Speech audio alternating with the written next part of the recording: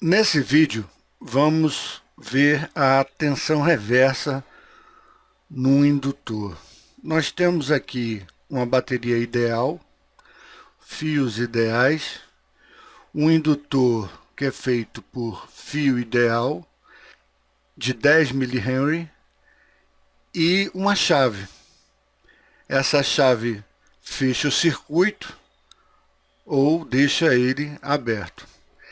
Então nós temos uma diferença de potencial VL entre os terminais do indutor e, enquanto a chave está aberta, nós temos uma diferença de potencial V da chave.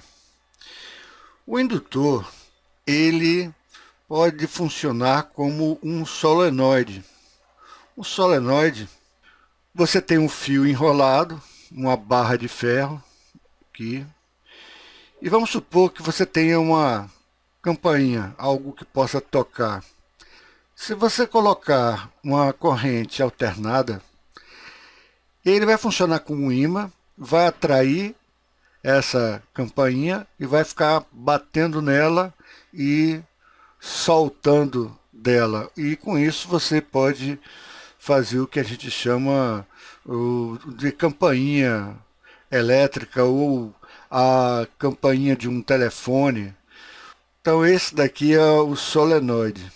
Outra aplicação é o relé. O relé, que antigamente nas companhias telefônicas era muito utilizado para fazer ligações. Quem é muito jovem não alcançou isso, porque hoje é feito tudo eletronicamente, mas nós tínhamos uma maneira de fazer um chaveamento. Por exemplo, você tem uma placa aqui, essa placa está ligando dois fios condutores, ela está fechando o circuito. Quando esse relé é acionado, ou seja, você coloca uma corrente e atrai essa placa, ela abre esse circuito. Então é uma maneira eletrônica de você abrir um circuito que é através do relé. Bem, então vamos ver o que é que acontece quando nós fechamos esse circuito. Ao fecharmos esse circuito e colocarmos essa chave nessa posição, o que é que vai acontecer? Nossa corrente inicial, que era de zero, vai passar a ser 1 sobre L, integral de 0 até t, VL, d tal, mais I0. Mas supondo que I0 é zero, nós vamos ter essa integral. Ou seja, como aqui é de 10 mH e a fonte de 3 volts, vamos ter I é igual a 3 volts sobre 10 mH, 10 vezes 10 a menos 3, vezes de 0 até t, temos t menos 0, ou seja, t. Então, vamos ter a corrente como 3 vezes 10 a segunda, ou seja, de 300 amperes por segundo. Essa é a inclinação da nossa reta e é a taxa com que a corrente sobe. Dá para se notar que a corrente está subindo numa taxa altíssima, ou seja, a taxa de 300 amperes por segundo. Isso a gente está analisando que a fonte é ideal, vai aguentar esses 300 amperes a cada segundo de aumento, que o indutor é ideal e o fio é ideal, ou seja, aqui não vai queimar o circuito, aqui não tem resistência interna. E vemos que a subida é altíssima.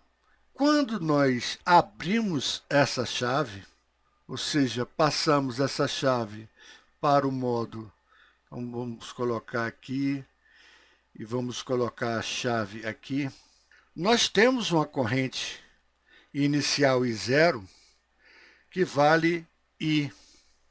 E essa corrente vai tender a zero, pois o circuito agora está aberto. Então, a variação da corrente vai ser igual a zero menos I. Essa é a variação da corrente.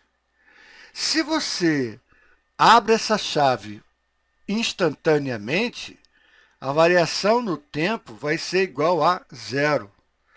Ora, nós sabemos que V do indutor vai ser L di dt. Então, ficamos com L vezes menos I sobre dt, que é zero. Ora, isso vai tender a menos infinito. E nós sabemos que isso daqui não é possível. Vamos supor que haja um determinado tempo para que você abra essa chave. Nós sabemos que isso não é possível, uma vez que ou ela está ligada ou está desligada. Você abre essa chave e o tempo seja, por exemplo, de 10 nanosegundos, 10 a menos 9 segundos. Mesmo assim, nós vamos ter uma voltagem de, vamos colocar os valores agora, nós temos 10 mH, vamos colocar que essa corrente seja, inicialmente, vamos supor que seja pequena, de apenas 10 miliamperes, mesmo assim, nós vamos ter uma voltagem de 100.000 volts. Bem, o que é que acontece na prática? Na prática, acontece que você não consegue ter uma diferença de potencial de 100.000 volts. Se a distância entre essa chave e o ponto que ela foi aberta for de 1 milímetro, 1 milímetro apenas, ao atingir 3.000 volts, o ar, que é isolante, normalmente é isolante, mas você já viu relâmpago e sabe que o relâmpago ele ioniza o ar, ele quebra a rigidez dielétrica e há o que? Uma faísca, o que não permite que haja essa diferença de potencial. Esse circuito pode funcionar dessa forma, produzindo esse tipo de faísca, mas normalmente não é interessante. Você vê que os bombeiros, quando chegam na sua casa e está vazando gás, por exemplo, eles pedem para que você não ligue o interruptor elétrico, nem desligue o interruptor elétrico, para que não produza esse tipo de faísca. Num circuito elétrico, que isso aqui seja um transistor, e esse chaveamento seja feito por um transistor, irá queimar o transistor. Vamos ver no próximo vídeo como é que podemos solucionar esse tipo de problema. Portanto, embora teoricamente você possa chegar a uma voltagem infinita, na prática, pela quebra da rigidez dielétrica, há uma faísca e você não ultrapassa 3.000 volts, que ele tende a ter uma diferença de potencial dessa magnitude, mas na prática o circuito não permite através da faísca, e ainda mais porque, obviamente, na construção de um circuito real, os elementos não são feitos de materiais ideais.